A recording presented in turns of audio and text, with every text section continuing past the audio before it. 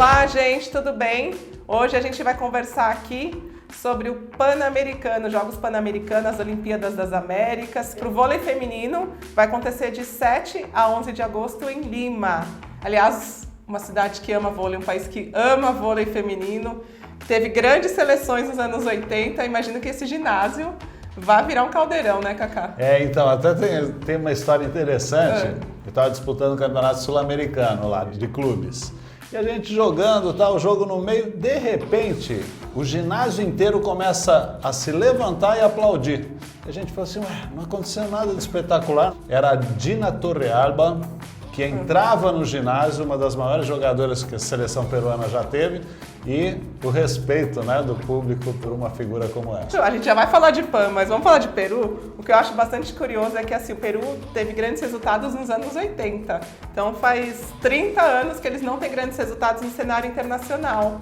E mesmo assim, até hoje, o público peruano ama vôlei feminino. Ama vôlei e tem uma geração aí que está tentando buscar pelo menos, talvez não os mesmos resultados, né, Vanessa? Mas um lugar um pouco mais de destaque. A gente teve nas últimas duas Superligas, né, duas últimas edições, a Leiva, que hoje é o grande nome do vôlei peruano, a ponteira que jogou em Osasco, e que certamente estará no Pan-Americano, o Peru quer essa medalha em casa. Sim, e um campeonato pan-americano equilibrado, né? A gente não sabe como vão vir as principais forças. Aliás, esse ano é um ano meio maluco aí de programação para todas as seleções. Mas a gente vai ter Estados Unidos, Argentina, República Dominicana, Brasil, Colômbia, dirigida pelo Rizola, que está muito confiante, o Peru jogando em casa. Então vai ser um PAN interessante aí de se acompanhar. E Cacá, lembrando que o PAN acontece dias depois do pré-olímpico. Uma Argentina, por exemplo, será que vai com força máxima para o PAN? Então, tudo vai depender da classificação. Se a seleção não se classificar, ela precisa preparar essa equipe para a próxima etapa, para tentar a vaga. Então, muitos técnicos vão pensar nisso, né? É um quebra-cabeça essa temporada, viu? Não, e o PAN tem uma repercussão enorme na imprensa brasileira, tem várias TVs transmitindo.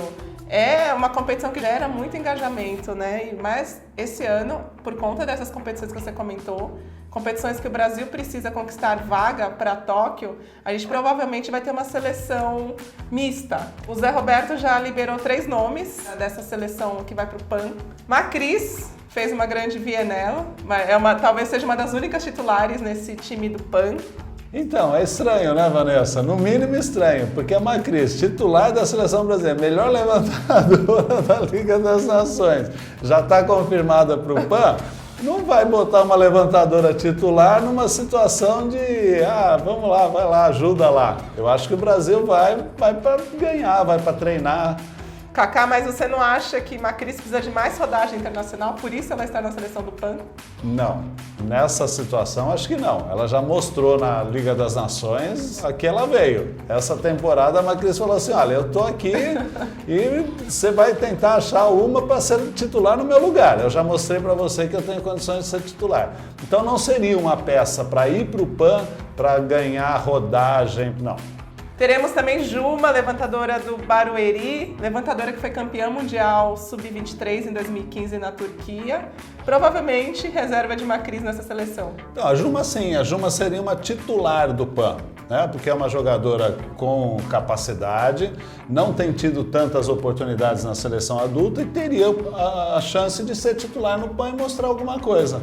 Não estou entendendo essa relação aí que pode surgir.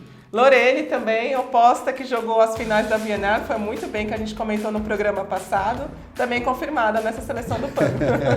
O Zé Roberto quer fazer a cabeça da gente girar a mil, né? Mais uma titular da Liga das Nações que está aí no PAN. Eu acho que o Brasil vai com força máxima. Até porque o PAN, como a gente estava falando, de grande repercussão que tem na imprensa, diante do público, os brasileiros esperam medalha do vôlei no PAN. Então, assim, se não se classificar no pré-olímpico, precisa ir com força máxima para o PAN, precisa readquirir confiança para a próxima etapa. E o PAN vai servir de treinamento.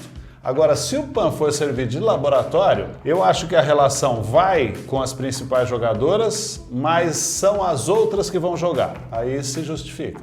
Então, Cacá, falando aqui do grupo do Brasil, na primeira fase do PAN de Lima, a gente vai ter Estados Unidos, que com certeza absoluta, a gente aposta aqui, se a gente perder essa aposta, que você vai fazer no próximo programa. Com certeza não vai com força máxima, Argentina e Porto Rico. E no outro grupo, República Dominicana, Canadá, Colômbia e Peru. Ficou bem dividido aí. Eu não vou fazer nada porque eu também acho que vai uma meia boca ali a equipe americana. E na edição passada, no PAN de Toronto, em 2015, a final foi feita por Brasil e Estados Unidos. O Brasil naquela época estava bem mesclado, tinha Jaqueline, tinha Garay, e o Brasil perdeu.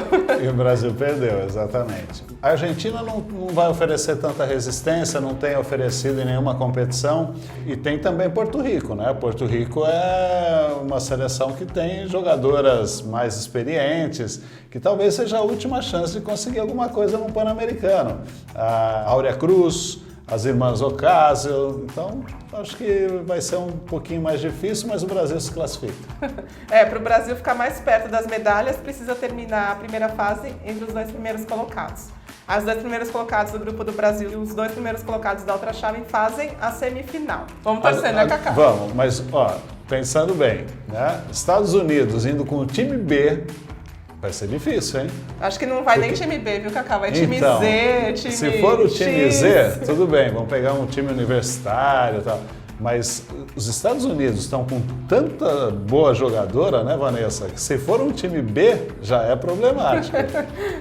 E, Cacá, lembrando que a convocação dos Jogos Pan-Americanos, o Zé Roberto precisou entregar essa lista há 2 meses para confederação. Então, depois disso, sem chance nenhuma de fazer trocas. Só em casos especiais, né? De contusão, isso. Aprovados pelo Departamento Médico. E a seleção feminina do Brasil está treinando em Saquarema há 2 meses para essa competição. As meninas que não seguiram na Vianello, como Milka, Lara... A própria Lorene era para ter voltado para treinar com essa seleção em Saquarema, mas por conta da lesão da Tandara, Lorene seguiu com a seleção da Vianello para a China, para as finais. E também quem estava treinando nessa seleção do PAN lá em Saquarema eram Sheila e Fabiana. Será que elas vão para o PAN, Cacá? Então, você tocou num ponto importante também, a condição de treinamento, né? Se o Brasil quiser treinar, o melhor é ficar em Saquarema com o grupo principal, porque você vai ter mais condições de treino. Você vai para uma competição como o PAN, é tanta gente dividindo o ginásio com horários curtos, que o Brasil talvez não tenha condições ideais de treinamento. Então a opção por não levar uma equipe principal talvez seja priorizar o treino e não o jogo. Ô Cacá, e como que é para essas meninas jovens que vão defender o Brasil, como a gente está falando da Juma, da Lorene?